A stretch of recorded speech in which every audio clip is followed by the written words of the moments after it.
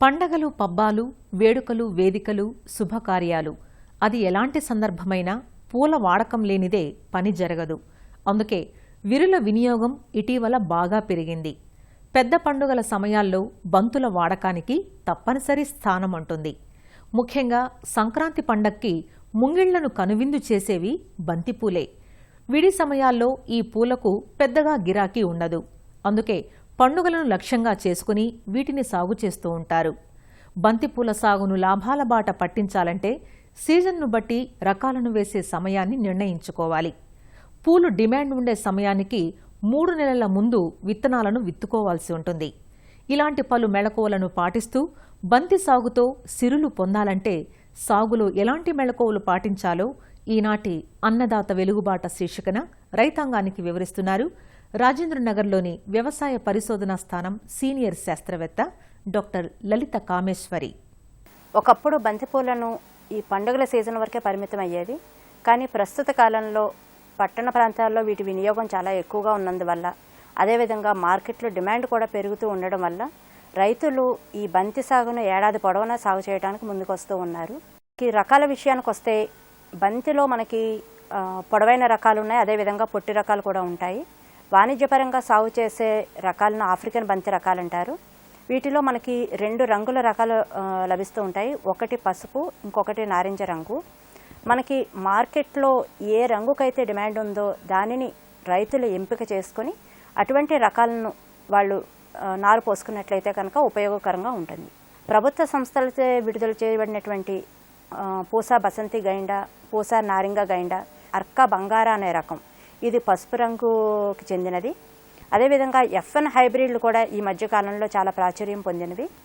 ఇలాంటి రకాలను ఎన్నుకొని రైతులు సాగు చేసుకున్నట్లయితే కనుక మంచి లాభం పొందేందుకు అవకాశం ఉంటుంది.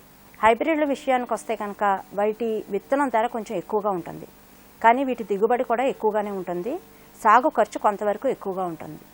సో మనకి రకాలను ఎంపిక చేసుకునేటప్పుడు మార్కెట్లో ఎప్పుడైతే డిమాండ్ ఎక్కువగా ఉండి రేటు ఎక్కువగా ఉన్నది అని అనుకున్నప్పుడు రైతులు ఎక్కువ ధర కలిగినటువంటి హైబ్రిడ్ రకాలను వాళ్ళు ఎన్నుకొని, మిగతా సమయాల్లో ఏడాది పొడవునా కొంత డిమాండ్ తక్కువగా ఉన్న కాలంలో సూటి రకాలను వాళ్ళు ఎన్నుకుని సాగు చేసుకున్నట్లయితే కనుక సాగు ఖర్చును కూడా కొంతవరకు తగ్గించుకొని రైతులు మంచి లాభాన్ని పొందేందుకు అవకాశంగా ఉంటుంది.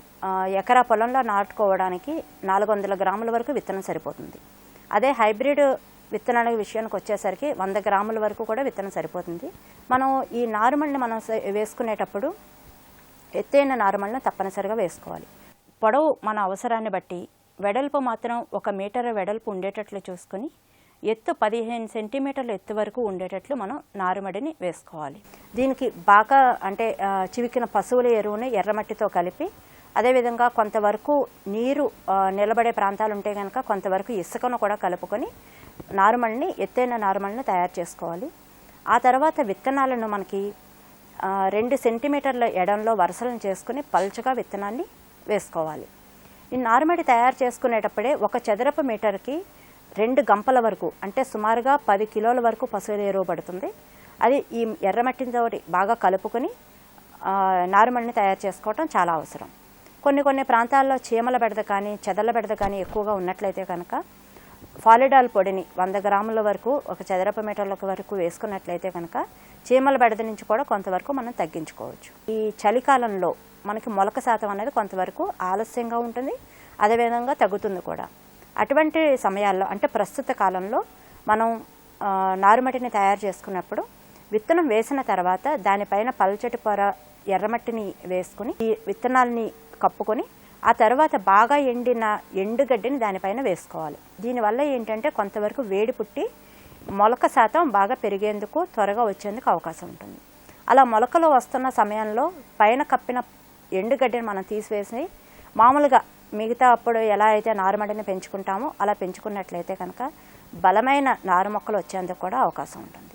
పొలంలో వేసేటప్పుడు కూడా ముందుగా పొలాన్ని బాగా దున్నుకొని 1 ఎకరాకి 10 టన్నుల వరకు పశువుల ఎరువుని వేసి బాగా కలియదున్నుకోవాలి. మొక్కల సాంద్రత అంటే మనకి ఆఫ్రికన్ బంతి రకాలు పొడవుగా ఏపుగా పెరిగి కొంచెం దృఢంగా పెరుగుతూ ఉండడం వల్ల దానికి వరుసల మధ్యన 2 అడుగులు, అదేవిధంగా వరుసలో మొక్కకి మధ్యన 45 సెంటీమీటర్ల వరకు అంటే అడుగున్నర వరకు వదులుకొని మనం మొక్కలు నాటుకోవాల్సిన అవసరం ఉంటుంది. ఇంకా ఎరువుల విషయానికి వస్తే మనకి 66 కిలోల యూరియా, 185 కిలోల సింగిల్ సూపర్ ఫాస్ఫేట్ మరియు 50 కిలోల పొటాష్ అంటే మ్యూరేట్ ఆఫ్ పొటాష్ ఇచ్చే పొటాష్ ఎరువులను మనం ఉపయోగించాల్సిన అవసరం ఉంటుంది.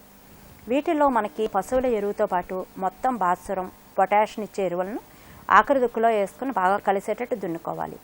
ఇంకా నత్రజని ఎరువుల విషయానికి వస్తే సగం మోతాదు ఆఖరి దుక్కులో వేసుకుని మిగతా సగం 2 సమపాళ్లలో చేసుకుని ఒకసారి 30 రోజులకు ఒకసారి, 45 రోజులకు ఇంకొకసారి పైపాటుగా వేసుకున్నట్లయితే కనుక పూల సైజు కూడా మంచి పరిమాణంలో వచ్చి దిగుబడి కూడా పెరిగేందుకు అవకాశం ఉంటుంది. ఇంకా నీటి విషయానికి వస్తే మనకి బంతి సాగుని చేపట్టేటప్పుడు ఏ దశలో అయినా కానీ నీటి ఎద్దడి లేకుండా ఉండేటట్లు చూసుకోవాలి. ఎట్టి పరిస్థితుల్లో కూడా మొక్కల దగ్గర కానీ పువ్వుల మీద కానీ నీరు నిలబడే పరిస్థితి లేకుండా చూసుకోవాలి. ఇంకా మనకి అంతర కృషి కలుపు విషయానికి వస్తే మనకి నాటుకున్న 45 నుంచి 60 రోజుల వరకు కూడా ఎటువంటి కలుపు లేకుండా చూసుకోవాలి. అదేవిధంగా మనకి మొక్కల దగ్గర కూడా కొంతవరకు మట్టిని పలచన చేసుకుంటూ ఉంటే కనుక దానికి వేర్లకు కూడా గాలి ప్రసరణ అది బాగా జరిగి మొక్కలు కూడా ఎదుగుదలకి చాలా బాగుంటుంది. కలుపు నివారణకి పెండిమిథాలిన్ అనే మందు 6 మిల్లీలీటర్ 1 లీటర్ నీటికి కలుపుకొని వరుసల మధ్యన అంటే మొక్కల మీద పడకుండా జాగ్రత్తగా వరుసల మధ్యన మనం వేసుకున్నట్లయితే కనుక కొంతవరకు అంటే గడ్డి సంబంధించినటువంటి కలుపు కాకుండా మిగతా వెడల్పాకులు కలిగినటువంటి కలుపును కొంతవరకు నివారించుకోవచ్చు. కానీ అది అప్పుడు మనం మొక్కలు నాటుకున్న వెంటనే అంటే ఈరోజు నాటుకున్నట్లయితే కనుక మర్నాడు లేదంటే 3వ రోజున మనం తడి ఉన్నప్పుడే ఈ పెండిమిథాలిన్ని మనం స్ప్రే చేసుకున్నట్లయితే కనుక చాలా మటుకు ఈ కలుపును మనం తగ్గించుకోవచ్చు. బంతిలో ముఖ్యంగా గమనించుకోవాల్సినది ఏంటంటే పించింగ్ అంటే తలలు తుంచడం. మనకి 30 నుంచి 40 రోజుల వ్యవధిలో మొక్కలు అంటే ఇంకా మొగ్గ తొడుగుతాయి అన్న సమయంలో తలను తుంచుకున్నట్లయితే కనుక మొక్కలన్నీ కూడా పక్క కొమ్మలు బాగా ఏర్పడి ఎక్కువ దిగుబడి వచ్చేందుకు కూడా అవకాశం ఉంటుంది.